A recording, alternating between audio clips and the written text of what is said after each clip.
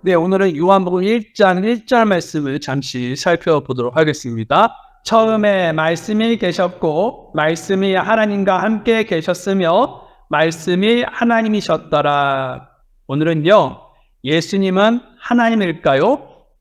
예수님은 하나님일까요? 라는 그런 제목으로 말씀을 나누도록 하겠습니다.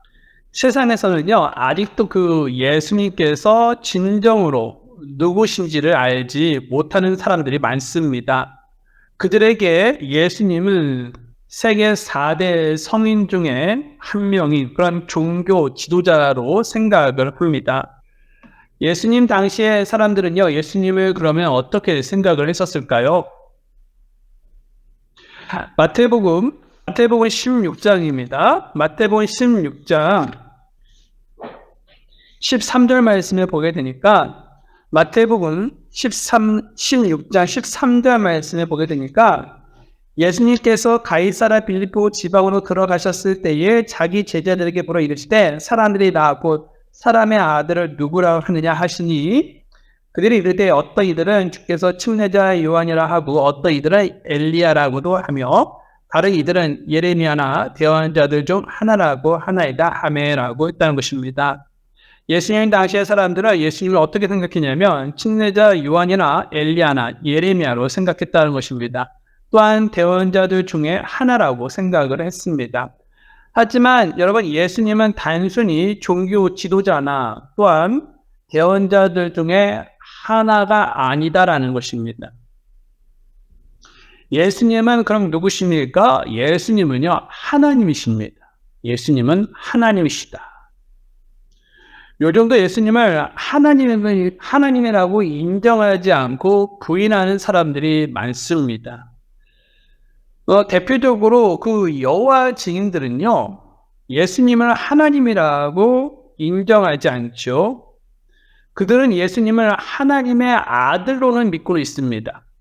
하지만 하나님으로는 믿지 않고 있다는 것이죠. 여호와 증인은요, 예수님은 하나님보다 열등하고 사람보다는 월등하다라고, 우월하다라고, 그리고 훌륭하다라고 생각을 합니다. 즉 그들은 예수님을 하나님과 동등하다라고 인정하지 않으며 단지 하나님께서 만드신 피조물로 그렇게 간주한다라는 것입니다. 하지만 이것은요, 이단적인 생각입니다. 여호와 증인을 이단이라고 지칭하는 근거가 바로 예수님께서 하나님이심을 부인하고 있기 때문에 그들은 바로 이단이다라고 말을 하고 있는 것이죠. 여호와 증인들은요, 오직 이 성부 하나님만 유일한 하나님이라고 주장합니다. 하지만 우리 모두가 알고 있듯이 예수님은요, 하나님이십니다. 그러면 예수님께서 하나님의 사실을 어떻게 우리가 알 수가 있을까요? 그것은 바로 여러 가지 이유가 있는데요. 예수님께서 하나님이시라는 주장을요, 단 한 번도 이 땅에서 부인하지 않았기 때문에 그 사실을 통해서 예수님은 하나님이시구나 라는 사실을 알 수가 있다라는 것입니다. 물론 예수님은요, 친히 자신을 가리켜서 나는 하나님이야 라고 말씀을 하신 적은 없습니다. 하지만 예수님은요, 자신은 하나님이 아니라고 주장하지도 않으셨다라는 것입니다. 오히려 예수님은 나와 내 아버지는 하나다라고 말씀을 하셨습니다. 요한복음 10장 30절 말씀을 잠깐 볼게요. 나와 내 아버지는 하나이니라 하시니라 라고 말씀하고 있습니다. 예수님은요, 하나님과 자신을 동등함을 분명히 이렇게 밝히고 있다는 것입니다. 그래서 요한복음 14장 9절 하반부에 보면요, 이런 말씀이 적혀 있는데요. 나를 본 자는 아버지를 보았는데 어찌 너가 말하기를 우리에게 아버지를 보여주소서 하느냐라고 말씀하고 있다는 것입니다. 예수님을 본 자는 무엇이라는 것입니까? 하나님을 본 것이다 라고 예수님은 말씀을 하셨다는 것입니다. 하나님 아버지는요, 보이지 않는 그런 영이시지만 예수님은요, 보이시는 그런 하나님의 형상이다라는 것이죠. 그런데 여러분, 유대인들은 어떻게 했습니까? 예수님을 하나님으로 알아차리지를 못했다는 것입니다. 그래서 그들은요, 예수님께서 나는 하나님과 하나야 라고 말씀을 하셨을 때에 이건 신성모독이구나 라고 하면서 돌을 들어서 예수님을 치려고 했었다라는 것입니다. 예수님은 돌에 맞아 죽을 수 있는 그런 상황을 지금 맞이했습니다. 그런데 예수님은 단 한 번도 그렇게 돌에 맞아 죽을 수 있는 상황인데도 불구하고 예수님은 나는 하나님이 아니야 라고 부인하지 않았다는 것입니다. 요한복음 10장 31절 보십시오. 38절까지 제가 읽어드릴게요. 그때에 유대인들이 돌을 집어 다시 그분을 치려 하므로 예수님께서 그들에게 응답하시되 내가 내 아버지로부터 나온 많은 선한 일들을 너희에게 보였는데 그 일들 중 어떤 일 때문에 너희가 나를 돌로 치려 하느냐 하시매 유대인들이 그분께 대답하여 이르되 우리가 너를 돌로 치려 하는 것은 선한 일 때문이 아니오 신성 모독 때문이니 곧 사람인 너가 너 자신을 하나님부터 만들기 때문이라 하매 예수님께서 그들에게 응답하시되 너희 율법에 내가 말하기를 너희는 신들이라 하였노라 하고 기록되지 아니하였느냐 하나님의 말씀이 임한 자들을 그분께서 신들이라 하셨으며 또 성경 기록은 깨트릴 수 없거든 내가 나는 하나님의 아들이라 하고 말하였다고 해서 아버지께서 거룩히 구별하사 세상에 보내신 자에 대해 너희가 말하기를 내가 신성모독한다 하느냐 내가 만일 내 아버지의 일들을 행하지 아니하거든 나를 믿지 말라. 그러나 내가 행하거든 너희가 나를 믿지 아니할지라도 그 일들을 믿으라. 그러면 아버지께서 내 안에 계시고 내가 그분 안에 있음을 너희가 알고 믿으리라 하십니다. 이 말씀을 보게 되니까 예수님은 지금 돌에 맞을 수 있는 그런 상황인데도 불구하고 단 한 번도 자신을 하나님이 아니라고 부인하고 있지 않다라는 것입니다. 이런 말씀을 통해서 예수님은 하나님이시구나라는 사실을 알 수가 있지요. 또 예수님께서 하나님의 사실을 어떻게 알 수 있습니까? 바로 하나님 아버지께서 예수님을 하나님이다라고 말씀을 해주셨기 때문에 알 수가 있습니다. 히브리서 1장 8절 말씀을 잠깐 볼게요. 히브리서 1장 8절입니다. 아들에게는 이르시기를 오 하나님이여 주의 왕자는 영원히 무궁하오며 주의 왕국의 홀은 의의 홀이니이다. 하나님은 우리와 똑같은 몸을 입으시고 이 땅에 오신 아들 예수님을 가리켜서 뭐라고 말씀하시고 있습니까? 오 하나님이여 라고 말씀을 하고 계신다라는 것입니다. 여러분 하나님께서 예수님을 가리켜 하나님이라고 말씀하셨다면 예수님께서 하나님이라는 사실이 100% 확실하다는 것입니다. 여러분 하나님은요 거짓말하지 아니하시는 진리의 하나님이시죠. 그렇기 때문에 지금 하나님께서 그 아들 예수님을 하나님이라고 말씀하셨다면 예수님은 하나님이시다라는 것이죠.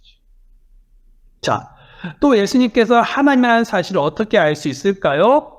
그것은요 신약 성경의 사도들이 예수님을 하나님이라고 인정하고 있기 때문에 예수님께서 하나님이라는 사실을 알 수가 있다는 것입니다. 여러분, 사도들이 누구입니까? 사도가 되기 위해서는 여러분 어떠한 조건을 갖춰야 하는 것입니까?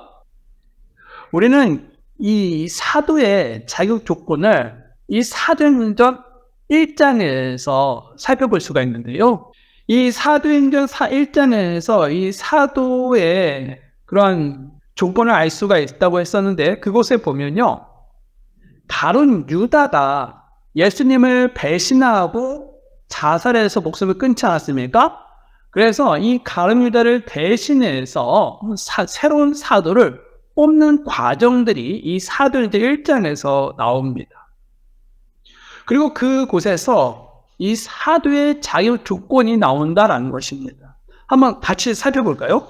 사도행전 1장입니다.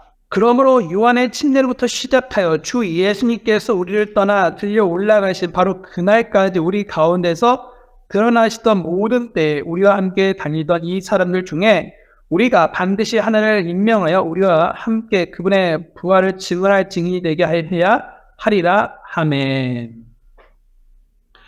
자, 이 말씀에 보게 되니까 이 가룟 유다를 대신할 그런 새로운 사도를 선출하는 과정에서 제시된 그런 사도의 자격 조건이 나오는데 그 첫 번째가 유언의 침례부터 시작해야 한다라는 것입니다. 유언의 침례부터 시작해야 한다. 이 말은 바로 이 사도가 되기 위해서는 침례를 받아야 한다라는 뜻이고요. 두 번째는요. 주 예수님께서 우리를 떠나 들려 올라가신 바로 그날까지 우리 가운데서 드러나시던 모든 때에 우리와 함께 다니던 이 사람들 중에 우리가 반드시 하나를 임명해야 한다라고 말씀하고 있습니다. 그러니까 예수님의 그런 사역 현장 속에서 늘 함께 다녔던 사람이어야 한다라는 것을 알 수가 있다라는 것입니다. 그리고 세 번째 이 사도의 자격 조건은요. 우리와 함께 그분의 부활을 증언할 증인이 되어야 한다라는 것입니다. 이것은요. 예수님의 부활을 목격하고 그것을 증언할 사람이어야 한다라는 것입니다. 이것이 바로 사도의 자격 조건이다라는 것입니다. 그러니까 사도들이 어떤 사람입니까? 바로 육신을 입으신 그 예수님과 가장 가까이에서 생활하면서 함께 동거동락을 하면서 살았던 자들이라는 것입니다. 그런데 그렇게 예수님과 동거동락했던 그 사도들이 예수님을 단순히 인간으로 보지 않고 하나님이라고 증거하고 있다는 것입니다. 그렇다면 여러분, 먼저 이 사도들이 예수님을 단순히 인간을 보지 않고 하나님이라고 증거하고 있다고 했는데 먼저 그러면 사도였던 그 도마의 한번 고백을 한번 들어볼까요? 도마는 예수님을 뭐라고 고백을 하고 있는지 한번 들어보겠습니다. 요한복음 20장입니다. 요한복음 20장 28절입니다. 도마가 그분께 응답하여 이르되 나의 주시며 나의 하나님이시니이다 하매. 지금 도마가 예수님께 나의 주시며 나의 하나님이시다라고 고백을 했다는 것입니다. 여러분, 사실 도마는요, 그 부활하신 그 예수님을 지금 이 목격하고 또한 보았을 때 이렇게 나의 주심 나의 하나님이라고 말씀하셨는데 예수님께서 그 도마가 없었을 때에 제자들 가운데 한번 오신 적이 있었거든요. 그때에 제자들은 예수님을 보고서 와, 부활하신 예수님, 정말 예수님께서 다시 살아났구나 하면서 기뻐했다라는 것입니다. 근데 그 자리에 앞서도 말씀드렸다시피 도마가 없었는데 도마가 나중에 예수님께서 가신 후에 합류를 했습니다. 그 제자들에게 갔었을 때에 제자들은 우리 부활하신 예수님을 봤어 라고 얘기했지만 도마는 뭐라고 얘기합니까? 예수님이 다시 살아났다고? 내가 예수님의 그 두 손에 못 박히는 것들을 내가 분명히 봤고 예수님께서 그 옆구리에 창 맞는 것을 내가 분명히 봤는데 그리고 예수님께서 무덤에 묻히는 것을 내가 봤는데 예수님께서 다시 살아나셔? 너희들 정말 거짓말하지 마. 그런 헛된 말 하지 마. 하면서 이 도마는요. 내가 이 예수님의 이 두 손에 못자국 난 곳에 그리고 예수님의 그 옆구리에 창 맞은 그 곳에 내 손을 넣기 전에는 내가 그 사실을 믿지 않을 거야 라고 말했다는 것입니다. 그런데 8일 후에 예수님께서 도마가 이 제자들과 함께 있었을 때에 그때도 예수님께서 다시 나타나시거든요. 그리고 도마가 그 예수님을 보자마자 고백드렸던 것이 방금 읽어드렸던 요한복음 20장 28절이라는 것입니다. 도마가 그분께 응답하여 이르되 나의 주시며 나의 하나님이십니다. 도마는 부활하신 예수님을 보자마자 더 이상 머뭇거리지 않고 손으로 그 예수님을 만지지 않고서도 나의 주시며 나의 하나님이십니다 라고 고백을 드렸다라는 것입니다. 여기서 도마가 나의라는 그런 표현을 쓰고 있죠. 나의 주, 나의 하나님. 그래서 여기서 이 나의라고 표현을 쓴 것은 전에는 이 도마는요, 예수님께서 누구신지 그 머리로는 이해를 했었습니다. 지식적으로는 이해를 했었습니다. 그런데 이제는 도마가 진정으로 예수님께서 누구신지 실질적으로 체험하고 깨닫게 되었다라는 것입니다. 그래서 부활하신 예수님을 보자마자 도마는 예수님을 향해서 나의 주, 나의 하나님이라고, 즉 예수님을 하나님으로 믿었다라는 것입니다. 도마는 이처럼 예수님을 하나님이라고 고백을 했습니다. 자, 두 번째 사도를 한번 살펴볼까요? 두 번째 사도는요, 바로 베드로입니다. 지금 이 사도들이 이 예수님을 하나님이라고 고백을 했다고 했죠? 이번에는 이 베드로, 이 사도인 그 베드로의 그런 고백을 한번 들어보겠습니다. 베드로 후서 1장 1절 말씀입니다. 베드로 후서 1장 1절 말씀. 예수 그리스도의 종이며 사도의 시몬 베드로는 하나님 곧 우리 구원자 예수 그리스도의 의를 통해 우리와 더불어 동일하게 보배로운 믿음을 얻은 자들에게 편지하노니. 여기서 보니까 사도 베드로 역시 예수님을 뭐라고 지금 부르고 있냐면 하나님이라고 부르고 있다는 것입니다. 여러분, 베드로는 예수님의 수제자이죠. 예수님의 그런 인간적인 면을 그 누구보다 가장 가까이에서 본 사람이다라는 것입니다. 그런데 그랬던 이 베드로가 예수님을 뭐라고 부르고 있는 것입니까? 네, 하나님과 우리의 구원자 예수 그리스도, 예수님을 하나님이라고 지금 부르고 있다라는 것입니다. 자, 그리고 이제 세 번째 사도를 소개하겠는데요. 세 번째 사도는 요한입니다. 자, 사도의 그 요한의 고백도 한번 들어보도록 하겠습니다. 요한복음 1장, 오늘 본문인데요. 요한복음 1장 1절 말씀을 잠깐 보도록 하겠습니다. 처음에 말씀이 계셨고 말씀이 하나님과 함께 계셨으며 말씀이 하나님이셨더라라고 말씀하고 있습니다. 여기서 보니까 처음에 말씀이 계셨고 말씀이 하나님과 함께 계셨으며 라고 하는데요. 여기서 보면 이 하나님은 어떤 하나님을 말하고 있는 것입니까? 바로 아버지 하나님을 뜻합니다. 아버지 하나님. 그런데 여기서 앞서 말씀이 하나님과 함께 계셨다고 했죠? 그렇다면 여기서 이 말씀은 누구를 가리키는 것입니까? 어떤 분을 가리키는 것입니까? 네, 이 뒤에 곧바로 말씀이 하나님과 함께 계셨다고 했으니 여기서 이 말씀은 아버지 하나님은 아니라는 사실을 알 수가 있다라는 것입니다. 2절에 보니까 바로 그분께서 처음에 하나님과 함께 계셨고 모든 것이 그분에 의해 만들어졌으며 만들어진 것 중에 그분 없이 만들어진 것은 하나도 없더라. 여기서 보니까 이 말씀이 처음에 그 아버지 하나님과 이 창조 사역을 함께 했다라는 사실을 2절과 3절을 통해서 알 수가 있다라는 것입니다. 그리고 1절을 다시 보니까 이 마지막 이 하반절을 보니까 말씀이 하나님이셨다. 그러니까 이 말씀이 하나님이신데 그 하나님께서 아버지 하나님과 창조 사역을 함께 했다라는 뜻을 이 요한복음 1장 1절부터 3절까지를 통해서 우리에게 알려주고 있습니다. 그렇다면 이 요한복음 1장 1절에서 말씀하고 있는 이 말씀은 누구냐라는 것입니다. 말씀은 누구냐? 요한복음을 기록한 이 요한 사도는요, 요한복음 1장 14절에서 이렇게 고백을 하고 있죠.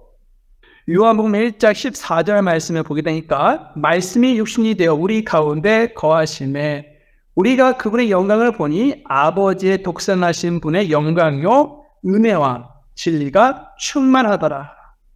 지금 사도 요한은요, 이 요한복음 1장 14절 말씀을 통해서 이 말씀이 누구인지를 명확하게 증거하고 있는데 바로 말씀이 육신이 되어 우리 가운데 거하셨다고 했는데 여기서 보니까 우리는 누구를 가리키는 것입니까? 바로 예수님의 제자들을 뜻한다. 그래서 여기서 우리라고 했기 때문에 사도 요한도 포함되어 있는 것이죠. 말씀이 육신이 되어 사도 요한과 제자들과 이 땅에서 거하신 분이 있는데 그분은 바로 말할 필요도 없이 예수님이시다라는 것을 알려주고 있다라는 것입니다. 사도 요한은요, 이 말씀이 육신이 됐다고 했기 때문에 예수님을 말씀하고 있다라는 것입니다. 그래서 정리하면 사도 요한은요, 예수님을 하나님이라고 고백하고 있다라는 것을 알 수가 있다라는 것입니다. 네 번째 사도 소개하자면요, 바로 사도 바울입니다. 사도 바울은요, 그 예수님을 향해서 어떻게 고백을 하고 있는지 그 고백을 한번 또 들어보도록 하겠습니다. 이번에는요, 디도서 2장으로 한번 가보겠습니다. 디도서 2장 13절 말씀을 보게 되니까 저 복된 소망과 위대하신 하나님 곧 우리 구원자 예수 그리스도의 영광스러운 나타나심을 기다리게 하셨느니라. 바울은 예수님을 위대하신 하나님 곧 우리 구원자 예수 그리스도라고 고백을 하고 있다라는 것입니다. 지금까지 이 사도들은요, 다 한 목소리로 뭐라고 예수님을 말을 하고 있냐면 바로 예수님은 하나님이다라고 목소리를 맞추고 있다는 것입니다. 여러분, 사도들은 예수님의 목격자들이고 예수님의 그 십자가의 부활의 증인들입니다. 그런데 그들이 예수님께서 하나님이심을 믿고 그것을 목숨을 다해 증거했다면 예수님은요, 하나님이시라는 것이 분명하다라는 것입니다. 또 여러분, 이번에 예수님께서 하나님이라는 사실, 지금까지 우리는 그 예수님께서 하나님이라는 사실, 그 사도들을 통해서, 그 고백을 통해서 이제 들었는데, 또 다른 그런 예수님께서 하나님이라는 사실을 어떻게 알 수 있냐면, 그것은요, 예수님께서 이 땅에서 하신 그런 일들을 통해서 예수님께서 하나님이심을 알 수가 있다라는 것입니다. 예수님께서 이 땅에서 무엇을 하셨습니까? 예수님께서는요, 많은 그런 이적과 기적을 행하셨죠. 그 중에서 예수님은요, 물을 어떻게 하셨습니까? 포도즙으로 바꾸신 그런 기적. 또 예수님은요, 물고기 2마리와 빵 5개로 5,000명을 먹이신 기적. 그리고 12바구니에 이 물고기 2마리와 빵 5개로 그 5,000명을 먹이고서 그 남았거든요. 그 남은 것을 다들 거두니까 12바구니에 가득 채웠다라고 성경은 우리들에게 알려주고 있다라는 것입니다. 또한 예수님은요, 무리를 걸으셨죠. 그리고 베드로도 무리를 걸으도록 해주셨죠. 그리고 예수님은요, 그 12년 동안 12해 동안 혈류증을 앓았던 여인을 고쳐주시고 38년 동안 병약함을 지닌 그런 사람도 고쳐주셨습니다. 게다가 예수님은요, 죽어 장사된 지 나흘이 된 그러한 나사로를 살리셨다는 것입니다. 보통 사람이 죽으면 3일장을 합니다. 왜냐하면 그 전에 다시 사람이 깰 수 있는 그러한 일들이, 기적이 있거든요. 그런데 지금 나사로는 나흘이 됐다는 것입니다. 그러니까 4일이 됐다는 것이죠. 3일이 아니라 4일.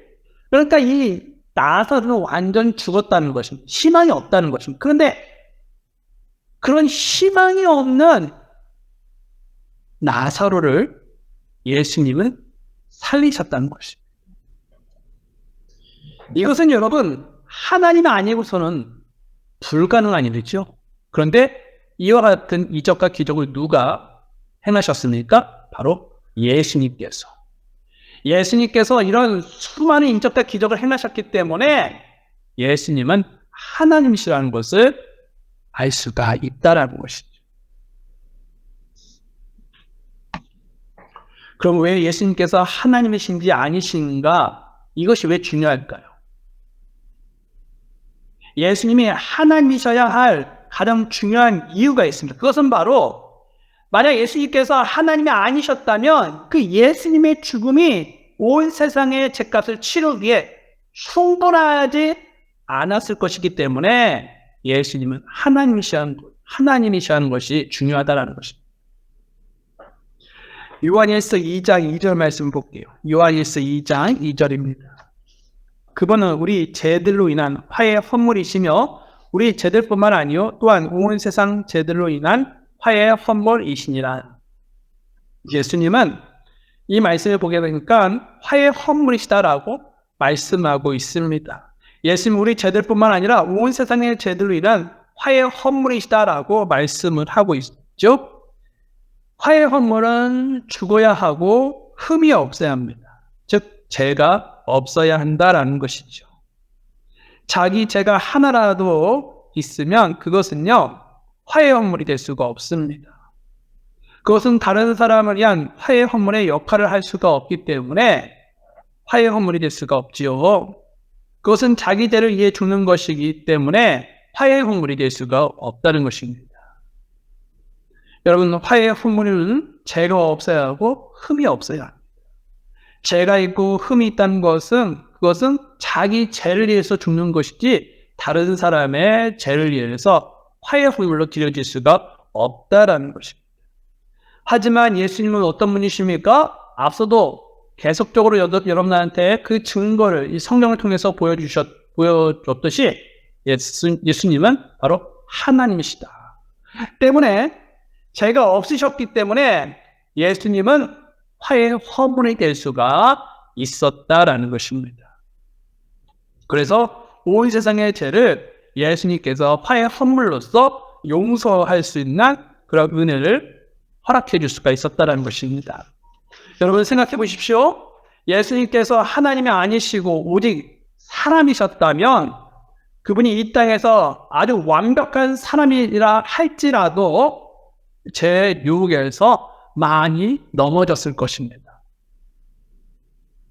왜냐하면 그 에덴 동산에서 아담과 이브가 하나님께 불순종해서 그 죄가 세상에 들어오고 그로 인해 사람에게는요 제 본성을 가지고 태어나기 때문에 그렇다는 것입니다. 사람은요 제 본성을 가지고 태어납니다. 그래서 죄는 우리가 잉태될 때부터 우리에게 있다라고 성경은 우리에게 알려주고 있습니다. 여러분 시편 51편 5절을 보시면 이런 말씀이 적혀 있습니다. 보소서 내가 불법 가운데서 형성되었으며 내 어머니가 제 가운데서 나를 수태하였나이다 라고 말씀하고 있습니다. 사람은 이처럼 죄를 가지고 태어난다는 것이죠. 죄를 가지고 태어난다. 그래서 성경은 뭐라고 말씀하고 있습니까? 네, 의로운 자는 단 한 사람도 없으며 모든 사람이 죄를 범하였으며 라고 이 로마서에서 우리에게 알려주고 있지 않습니까? 사람은 죄를 가지고 태어나는 것입니다. 그래서 예수님께서 하나님이 아니시고 단지 훌륭한 사람이라면 예수님은요 이 땅에서 수많은 죄를 지었을 것이다라는 것입니다. 그래서 하나님께 우리의 죄를 용서받을 수 없게 되었을 것이다라는 것이죠. 여러분 우리가 생각하고 있는 그런 훌륭한 이 땅에서 정말로 겉으로 보기에 훌륭한 그런 믿음의 사람들도 보십시오.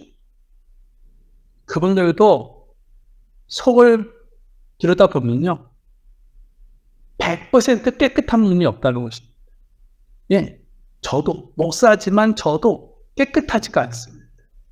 모든 사람은 다 죄를 가지고 있는 것입니다. 예수님도 이 땅에서 훌륭한 그런 종교 지도자로만 하나님이 아니시고 그런 훌륭한 사람들만 살았다면 예수님은요 우리의 죄를 용서해 줄 수가 없죠. 그것은 예수님이 지은 죄를 용서받기 위해서 예수님께서 그 십자가에서 죽으신 일 뿐입니다. 그러나 예수님은요 하나님이시기에 죄가 없으셨기에 온 세상의 죄들을 용서해 줄 수가 있었다라는 것입니다. 히브리서 4장 15절 말씀을 보십시오. 히브리서 4장 15절 말씀을 보면 우리에게 계신 대제사장은 우리의 연약함의 감정을 느낄 수 없는 분이 아니요 모든 점에서 우리와 똑같이 시험을 받으셨으나 죄는 없으신 분이시니라. 예수님은 죄가 없다라고 말씀을 하고 있다라는 것입니다. 또 여러분 요한일서 3장 5절 말씀을 보면요, 이런 말씀이 적혀 있습니다. 그분께서 우리 죄들을 제거하려고 나타나신 것을 너희가 아는데 그분 안에는 죄가 없느니라 라고 말씀하고 있습니다. 여러분, 예수님께서 죄가 없으셨다라고 말씀하고 있는데 왜 예수님께서 죄가 없으셨던 것입니까? 바로 예수님께서 하나님이시기 때문에. 예수님께서 하나님이시기 때문에 바로 예수님은 죄가 없다라는 것입니다. 물론 예수님은요, 사람이셨습니다. 동시에 하나님이셨죠. 하지만 예수님은 사람일 때도 예수님께서는요, 죄를 짓지를 않으셨지요. 하나님의 말씀에 100% 순종하며 하나님의 말씀에 아니요, 아니요 하지 않고 예, 예 하면서 순종을 했다라는 것입니다. 그래서 성경은 예수님에게는 죄가 없다라고 말씀을 하고 있죠. 예수님은 이 땅에서 그 하나님의 권능으로 그 죄와 싸우면서 이기셨던 것이죠. 그래서 예수님은 하나님이시기 때문에 우리를 죄에서 구원할 그러한 능력과 권세를 갖고 계신다라는 것입니다. 여러분, 예수님께서 하나님이라는 사실에 우리는 그래서 기쁘게 살 이유가 되는 것이죠. 또한 우리는요, 이 땅에서 행복의 샘이 넘쳐 흐를 수가 있다는 것입니다. 왜요? 예수님께서 하나님이라는 그 사실 때문에, 예수님께서 죄가 없다는 그 사실 때문에 우리는 이 땅에서 기뻐하며 살 수가 있습니다. 왜냐하면 예수님께서 하나님이시기 때문에 죄가 없으시지 않습니까? 그래서 예수님은 우리의 죄를 다 용서해 줄 수가 있었기 때문에 그렇다는 것입니다. 예수님께서 아주 조금이라도 흠이 있고 죄가 있었다면 우리의 죄를 용서해 줄 수가 없었을 거죠. 하지만 예수님은 시험을 받으셨지만 죄가 없으셨어요. 죄를 짓지 아니하셨다는 것입니다. 하나님이셨기 때문에. 그래서 우리의 죄는 예수님을 통해서 모두 다 씻음받아서 이 땅에서 우리는 즐겁고 행복하게 살 수가 있어요. 왜냐? 비록 우리가 이 땅에서 정말로 내 앞에 있는 그런 상황이 좋지가 않고 내 앞에 태산처럼 높은 그런 장애물이 있다 할지라도 나의 그런 결국은 뭐가 될 것입니까?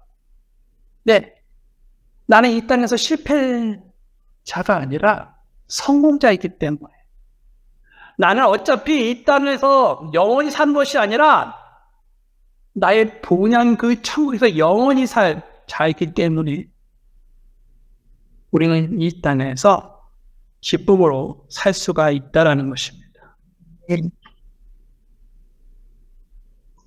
여러분, 하나님이신 예수님께서 사람이 되셨습니다.